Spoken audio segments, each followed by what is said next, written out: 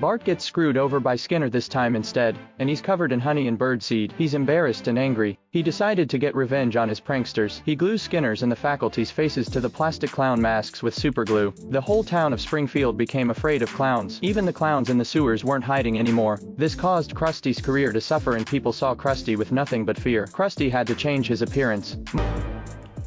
He looks just like me! Marge takes Bart to a rehabilitation center. Bart was going to prank the doctor, but then Marge came along. Seeing that Marge is about to be hurt, Bart chooses to end the prank. The doctor thinks he's empathetic now, so they prepare an apology session for Bart, but what they don't realize is that Bart is the same Bart as before. He hasn't changed a bit. Lisa suggests that Krusty could become a real actor instead. Krusty joined a local theater group. At first he couldn't get used to the seriousness of the act. He felt he was only good for comedy, and his inner clown kept coming back to haunt him. But during a formal performance, one of his unintentional gestures made the audience laugh, and this rekindled his passion for acting. People fell in love with Krusty all over again. Krusty throws away his old self and is truly reborn. Do you know why all of Springfield has turned into Homer, even Marge? It's because Homer ate a radioactive donut, and the virus was spread by burping. Flanders became the first person to be infected, which led to the entire church being infected with the virus. Suddenly, a group of people appeared and took the children to Frank's lab. Their first order of business is to find Homer, but he's nowhere to be found at Moe's Tavern.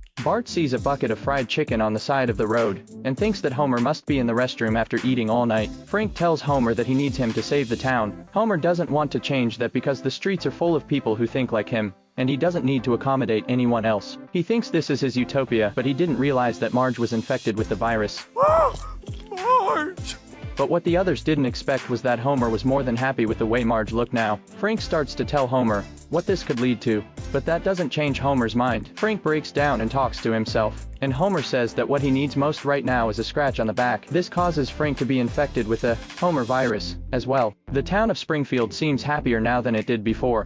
What would Bart, the son of the devil, look like with a baby? Bart disguised Maggie as an angel to scare the Flanders kids. When Maggie was being bullied, Bart showed up to stand up for Maggie. He also disguised himself and Maggie as adults and entered an amusement park. With no regard for Maggie's life, he rode the roller coaster. He even gave a fake Maggie doll to Jill, who was shocked. Bart whipped out his scissors and gave Maggie the same haircut. Homer comes in and tries to pick up the bottle, but the bottle is stuck to the floor by Bart, causing Homer to accidentally fall into the fireplace and ignite his hair. Thinking it was Bart in front of him, he angrily strangled Maggie's neck. Bart stops him in time, and Homer asks Bart to turn Maggie back into her. He also curiously turns Bart into Maggie's hairstyle, and Bart simply turns himself into Bob. It's mainly because Homer gave Maggie to Bart. Bart buys a money grabber that he's going to use to trick passersby, but everyone soon realizes it's a prank by Bart. Afterwards, he is tricked by the others instead. Later he tries to pull a prank on Ralph, but even Ralph doesn't fall for it. In Bart's eyes, the non-verbal Maggie is his new toy. So when Bart and the non-talking Maggie get together, they're simply the perfect team for pranks. So